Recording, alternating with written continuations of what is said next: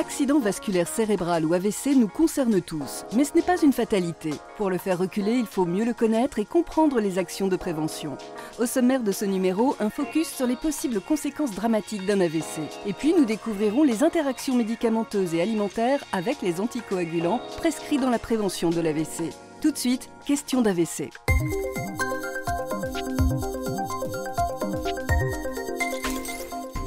Presque 800 000 personnes vivent aujourd'hui en France avec des antécédents d'AVC. Et parmi elles, 500 000 présentent des séquelles. Mais connaissez-vous lesquelles? J'imagine, oui, que l'AVC doit laisser des séquelles. Des troubles psychomoteurs, ensuite d'autres troubles qui vont affecter la parole. Perte des mouvements. La paralysie ou je sais pas. Ça peut être très variable, il me semble qu'il y a des gens qui s'en remettent bien et d'autres moins bien.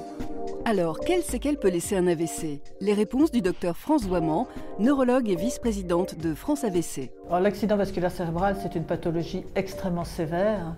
C'est la première cause de handicap acquis de l'adulte.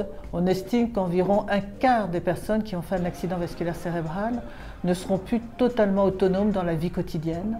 C'est-à-dire qu'elles auront besoin d'une aide pour se lever, pour marcher, pour s'habiller, pour se laver. À côté de ça, un certain nombre d'accidents vasculaires cérébraux vont bien récupérer.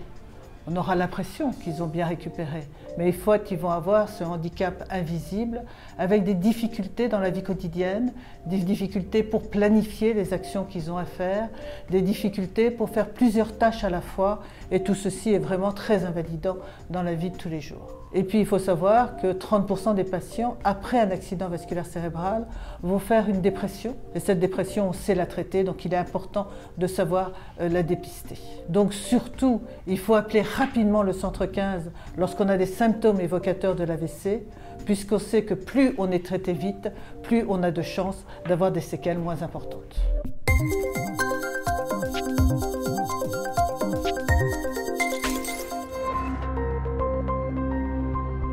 Pour prévenir un AVC dû à la fibrillation auriculaire, vous pouvez être amené à prendre un traitement anticoagulant pendant longtemps. Cela peut entraîner des contraintes, comme nous l'explique le docteur Mandelson, pharmacien.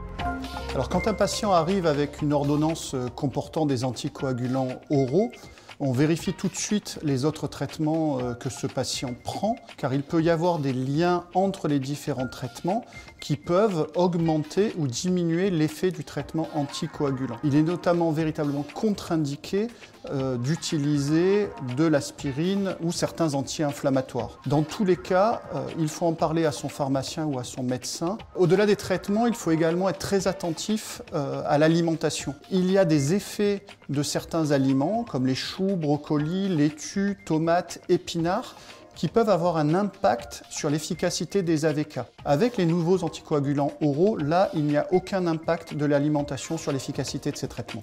Il est aussi important de bien sensibiliser les patients à certains événements comme les fièvres, sueurs, coups de chaleur, diarrhée, qui entraînent une déshydratation et donc qui peuvent entraîner une fragilité au niveau du rein. Dans ces cas-là, le plus important est de s'hydrater et d'en parler avec son médecin ou son pharmacien.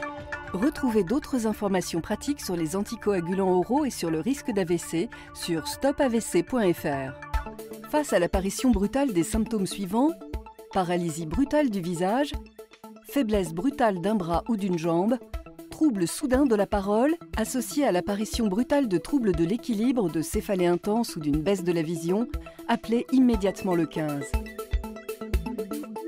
Plus d'informations sur www.stopavc.fr.